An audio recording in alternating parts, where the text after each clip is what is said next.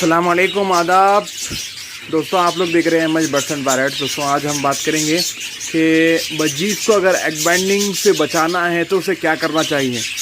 क्या आप लोग जानते हैं कि एग बैंडिंग किसे कहते हैं? मादी के रहम में जब अंडा फंस जाता है और निकलता नहीं है तो उसे हम एग बैंडिंग कहेंगे। और वो होता क्यों है और उसकी वजूहत क्या है हम जानेंगे दोस्तों। तो दोस्तों सबसे पहले मैं आपको बता दूं, ये कैल्शियम की कमी से होता है।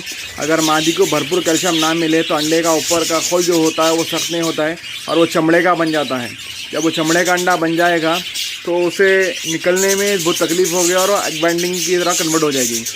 तो उसको दूर करने के लिए, एग बैंडिंग से बचाने के लिए दोस्तों हमें इन्हें कैल्शियम ब्लॉक देना पड़ता है। और कैल्शियम के सोर्स के लिए इन्हें इस तरीके से, ये देखिए मैं कल तैयार किया हूँ कैल्शियम ब्लॉक है।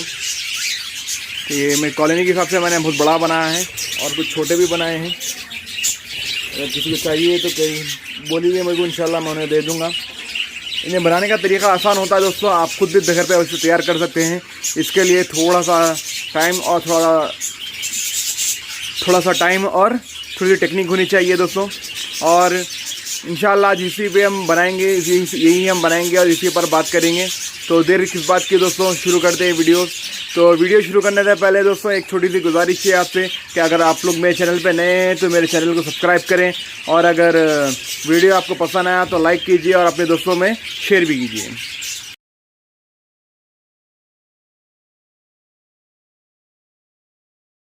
तो दोस्तों सबसे पहले इसको कैल्शियम की जो गोलियां डाला है मैंने उसमें अच्छी तरह से मिक्स कर लें। अगर आप लोग कैल्शियम में गोलियां नहीं डालना चाह रहे, कैल्शियम और विटामिन D3 की, तो अंडे के जो छिलके होते हैं, ऊपर का जो खोल होता है दोस्तों, उसको अच्छी तरीके से बारीक पाउडर कर लें। बारीक पाउडर करके उसको इसमें मिला दें। अगर आप कैल्शियम एंड विटामिन D3 की गोलियाँ नहीं, टैबलेट्स नहीं डालना चाह रहे तो अगर